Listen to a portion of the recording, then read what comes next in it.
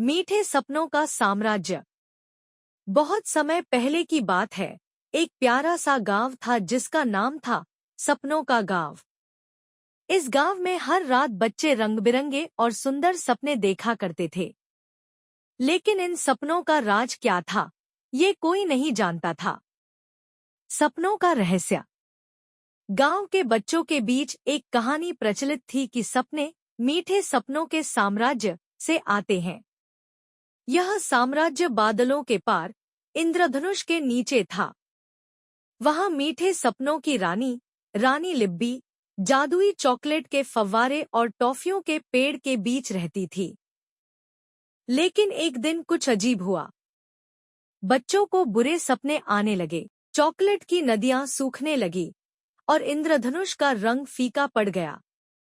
गांव के सबसे बहादुर बच्चे आर्यन और उसकी छोटी बहन परी ने तय किया कि वे मीठे सपनों के साम्राज्य जाकर इस रहस्य को सुलझाएंगे। जादुई सफर। आर्यन और परी ने सपनों की रानी तक पहुंचने के लिए गांव के पुराने पादरी बाबा से मदद मांगी। बाबा ने उन्हें एक जादुई सीटी दी और कहा, रात के समय इसे बजाओ।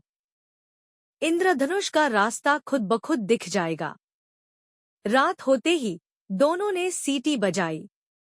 अचानक एक चमकता हुआ रास्ता इंद्रधनुष की ओर खुला। दोनों भाई बहन उस रास्ते पर चल पड़े। रास्ते में उन्हें बादल के सैनिक, जिंजर ब्रेड के पहरेदार और एक चंचल टॉफी ड्रैगन मिला।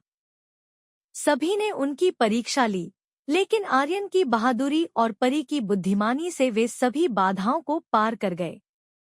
साम्राज्य में संकट।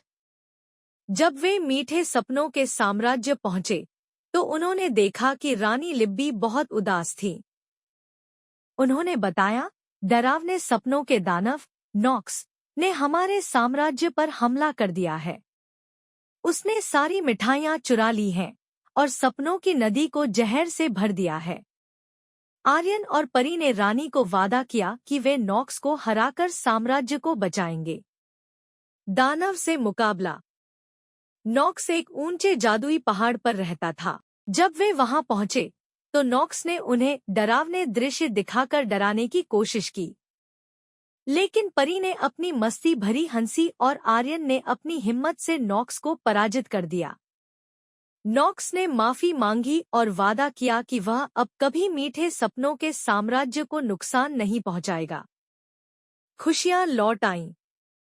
रानी लिब्बी ने दोनों को सपनों के योद्धा की उपाधि दी और उन्हें एक जादुई टॉफी दी। वह टॉफी उनके गांव के बच्चों को हमेशा सुंदर और मीठे सपने देने का वादा करती थी। आर्यन और परी ने वह टॉफी गांव में लाकर सब बच्चों में बांट दी। इसके बाद से गांव में कभी बुरे सपने नहीं आए। सपनों का गांव फिर से हंसी और खुशियों से भर गया। और इस तरह मीठे सपनों का साम्राज्य और गांव के बच्चों का रिश्ता हमेशा के लिए मजबूत हो गया। समाप्त। क्या आपको यह कहानी